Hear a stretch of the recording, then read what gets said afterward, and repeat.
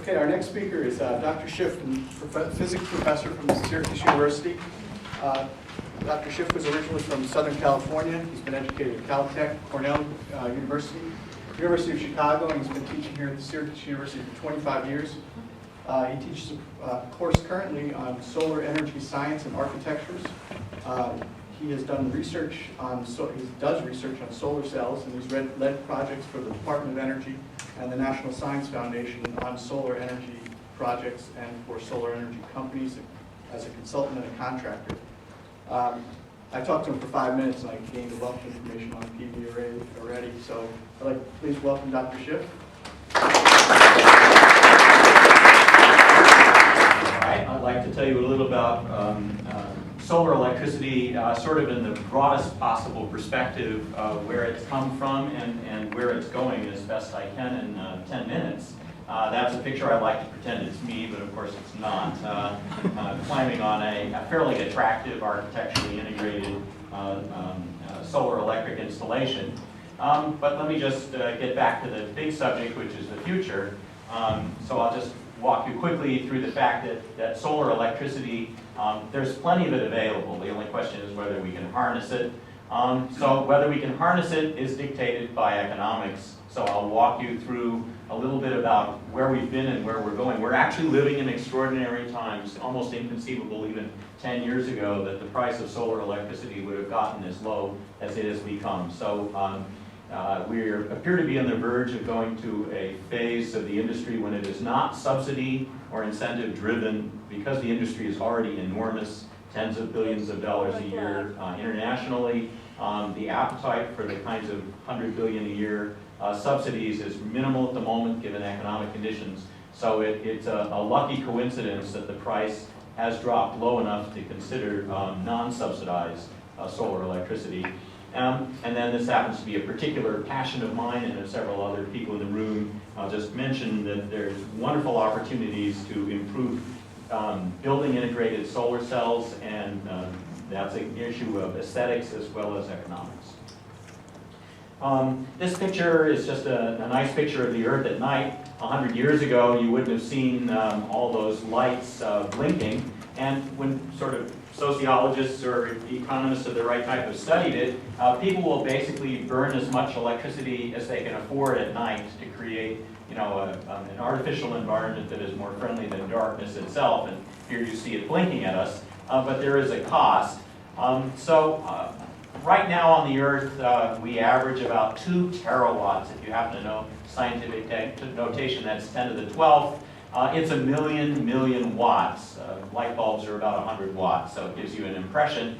Earth-wide, everybody constantly is burning about 300 watts. That's 300-watt light bulbs all the time. In the U.S., of course, we use a lot more. We're 0.3 billion persons, 300 million persons. But we burn about 5 times the world average, so about 1,500 watts, or 15 light bulbs are burning all the time. And we need to provide the electricity for that. The desire for it is overwhelming. So right now, okay, this is an example of what happens when you switch from PCs to Macs and funky font. But in any case, right now, almost all the U.S. generation capability, and this has been true for years, is still burning of coal, oil, natural gas, and so on. There's a significant amount of nuclear, a significant amount of hydroelectric.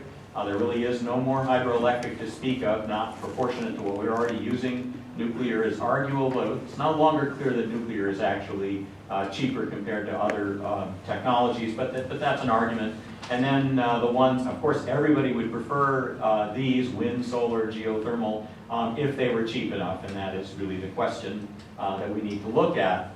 But before I look at that, sometimes people are worried there's just not enough solar energy to drive it. So here is the average solar intensity. Remember, a 100-watt light bulb is the sort of unit of interest. So everybody in the United States needs about 15 of these burning all the time. So here are the averages over a year. Even in the Northeast, you've got about 100, in Syracuse, I think it's 130 watts per meter squared, averaged over the year.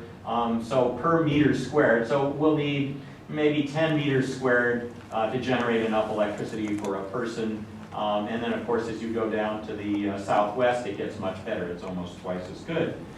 So anyway, that's the situation. And let's see, to generate a terawatt, that's roughly how much electricity generating capacity right now, you need to take a square about that big in the southwest, and that assumes 10% efficient solar cells, so it's fairly conservative. It doesn't take a lot of area to generate the necessary electricity. This is one of the important advantages actually of solar over wind. Wind is still important in the US, but we will saturate all the generating sites that are economically feasible fairly quickly. Solar is basically a matter purely of cost. We won't be saturating our ability to do it. Now, I'd like to use graphs to talk about the economics a little bit. So let me just walk you through the kind of graph that I'd like you to be able to share with me. I'd like to be able to share with you. So this is an historically important graph. It's the Model T Ford. And when Henry Ford started producing these about 1911 in mass production, he was only producing, what, a few tens of thousands. So this is scientific notation. 10 to the 4 is 10,000. A million is 10 to the 6.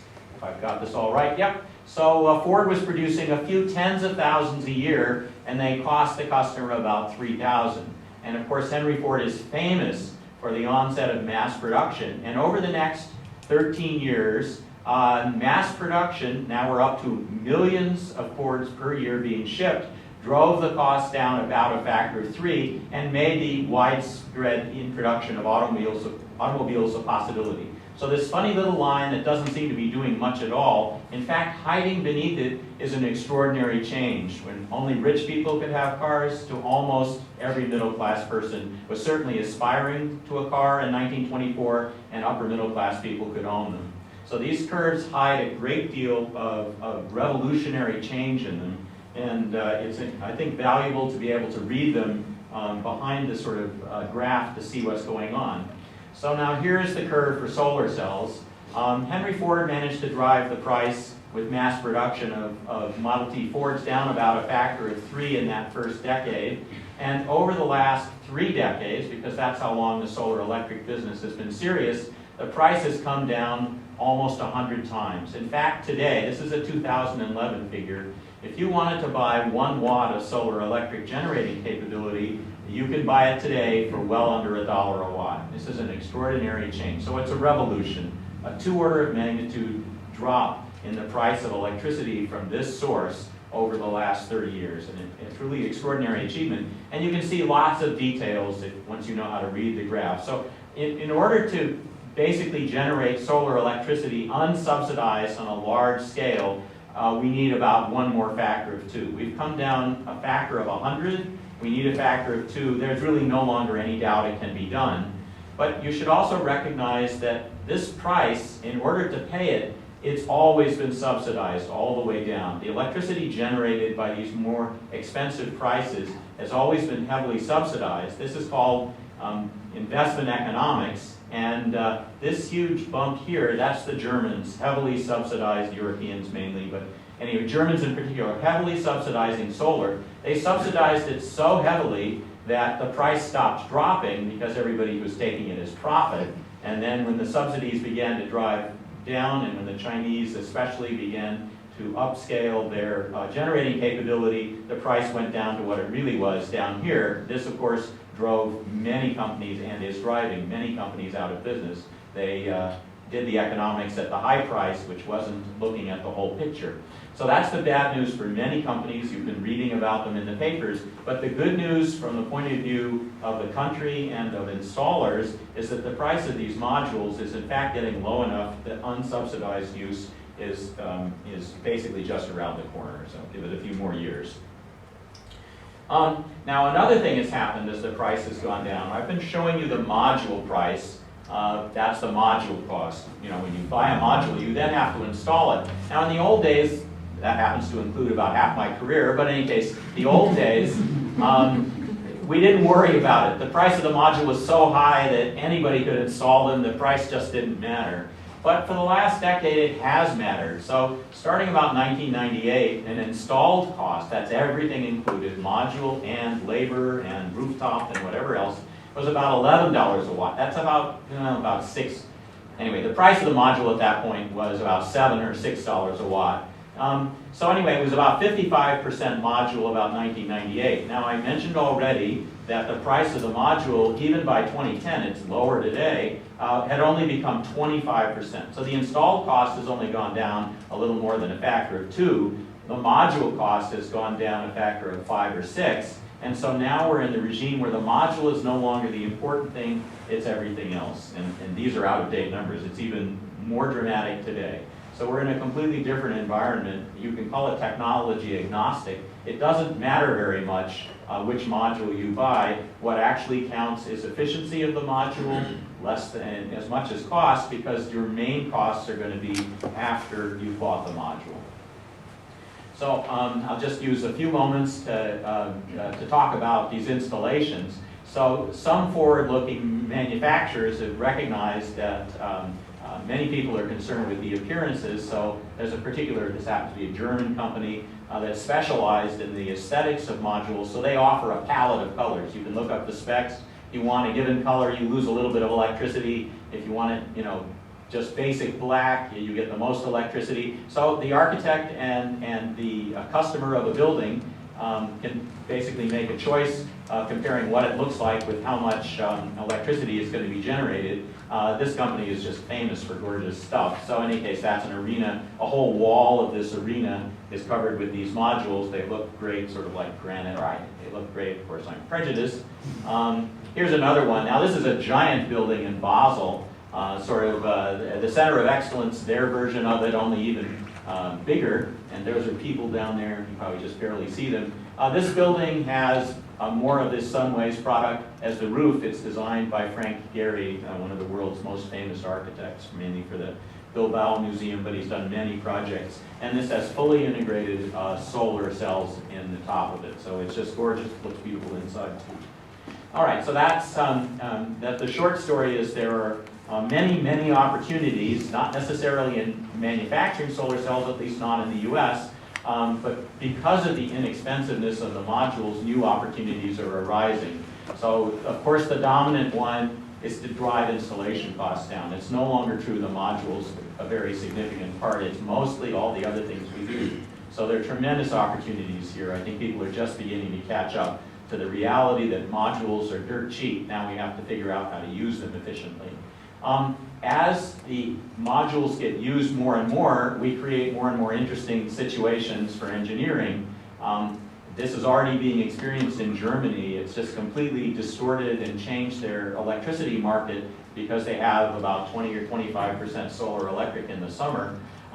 So we have many challenges associated with distributing solar electricity. It goes on, it goes off when the clouds are overhead or it's night.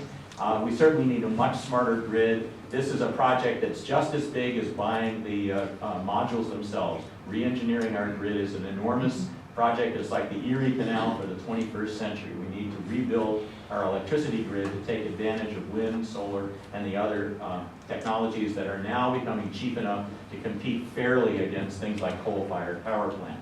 I personally believe, although it yet is to be proven, that building integrated technologies have tremendous upside. There hasn't been enough done on inexpensive, beautiful products. Many architects still resist putting ugly solar cells into their beautiful buildings. I think that's a failure of people to be inventive enough to satisfy the architects. Once you have solar electric capability on a building, you then have interesting possibilities for energy efficiency inside the building. This building actually has some of those technologies designed in. So there's a lot to be done to take advantage of the opportunities presented by solar electricity. Now what's this guy? Let's see, that's an elephant in a room. All right, there is something else going on. So if you're trying to look at the highest strategic level, it's important to know everything that's going on. Again, you would never have predicted what's going on even 5 years ago. So here's a picture of natural gas prices. Natural gas is a very interesting way of generating electricity. You don't want to dismiss it casually. Solar electricity is also an interesting way. And so here's the natural gas price, basically today, October 1911, will do in Japan, $16 per million BTU. And in the United States, it's $2. So something extraordinary is happening. Basically, the answer is fracking in Pennsylvania and other places. And this is something, we're going to need to come to terms with as a country as to how far we're going to let this proceed. Natural gas looks like it's going to be the new coal and provide us, with another inexpensive way of generating electricity. And we will be in the process essentially of trading off that possibility against the possibilities of a truly renewable technology such as solar electric, solar thermal, and wind. But I didn't want to end by not mentioning something else important besides the revolution in solar electric prices, which is another revolution in gas prices. So thanks for your time.